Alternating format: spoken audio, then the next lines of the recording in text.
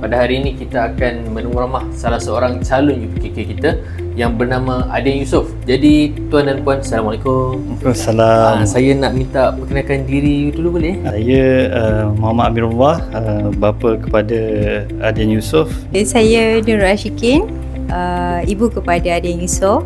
Apakah perasaan tuan dan puan apabila mengetahui Adian mendapat 9A untuk UPKK 2025? Sebagai bapa, ibu bapa, kami sangat gembira lah.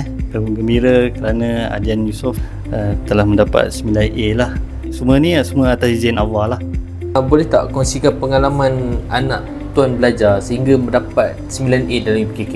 Bagi pandangan saya, sekolah banyaklah membantu dari segi aktiviti PDP. Kami sebagai ibu bapa mendorong anak-anak untuk mengikuti kelas, setiap kelas tambahan lah PDP yang dianjurkan oleh Raudah Islamic School lah. Mengapakah memilih Raudah Islamic School Semenyih sebagai platform untuk anak tuan bersekolah di sini?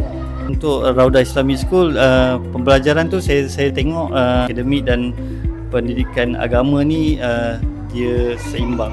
Baguslah untuk akhlak-akhlak anak-anak yang di masa akan datang lah. Pada asasnya ini adalah sekolah Islam swasta yang dekat dengan kami untuk uruskan anak. Pagi hingga ke petang tak ada masalah untuk kami uruskan anak, dan melihatkan kepada struktur yuran dan struktur kurikulum, dia membantu. Dia banyak membantu anak kami lah dalam pelajaran. Bagi warga Semenyih dan kawasan sekitar dengannya, jika anda boleh mempertimbangkan mendaftarkan anak anda ke Raudah Islamic School Cawangan Semenyih, amalah dialu-alukan.